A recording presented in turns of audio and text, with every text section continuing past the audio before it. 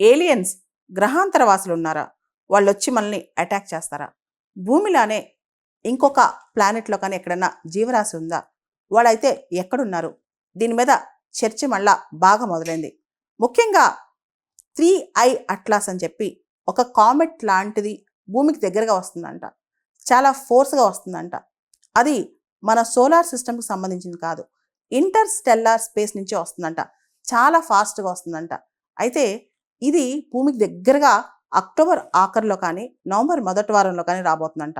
ఇది కామెట్ లక్షణాలు దీనిలో లేవని చెప్పి హార్వర్డ్ సైంటిస్ట్ ఒకాయన ఏవి లోయబ్ అని చెప్పి ఆయన చెప్తున్నారు. కామెట్ సంబంధించిన ప్రాపర్టీస్ దీనికి లేవు. ఇది స్పెషల్ ఒక వార్‌షిప్‌లా ఉంది. ఒక స్పెషల్ షిప్‌లా ఉంది. దీనిలో ఏలియన్స్ ఉంటే ఉండొచ్చు అని చెప్పి చాలామంది అభిప్రాయపడుతున్నారు. ఇదే గనుక నిజమైతే ఏలియన్స్ ఎక్కడ ఆగుతారు? వాళ్ళు మార్స్‌లో దిగుతారా? లేదా ఎర్త్ మీద దిగుతారా? అంటే మన భూమికొస్తారా? వస్తే ఏం చేస్తారు? ఇదే పెద్ద ప్రశ్న ఇప్పుడు నడుస్తోందనమాట. అయితే వీళ్ళు ఏలియన్స్ కాకపోవచ్చని, అది స్పెషల్‌గా ఏదైనా ఒక ఆబ్జెక్ట్ అయ్యుండొచ్చని కూడా కొంతమంది చెప్తున్నారు. మొత్తానికి ఇప్పుడు మాత్రం ఏలియన్స్ మీద చర్చ మొదలైందనమాట.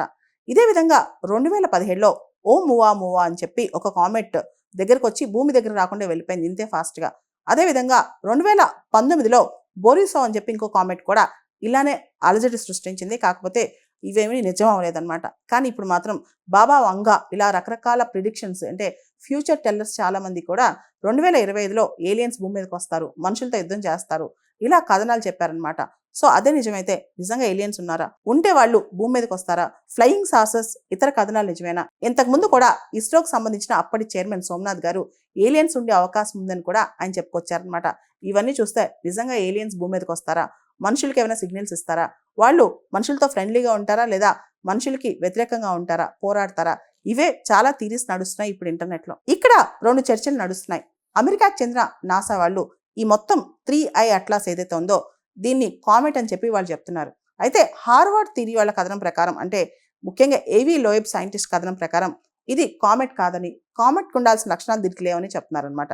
అయితే ఇంతకుముందే లాస్ట్ ఇయరే హార్వర్డ్ యూనివర్సిటీ వాళ్ళు ఏలియన్స్ మనతో ఉండే అవకాశం ఉందని, మనలోనే తిరిగే అవకాశం కూడా ఉందని, ఆల్రెడీ ఉండి ఉండొచ్చని కూడా వాళ్ళు చెప్తున్నారనమాట. మొత్తానికి ఏలియన్స్ మీద రకరకాల ఊహాగానాలు అయితే నడుస్తున్నాయి.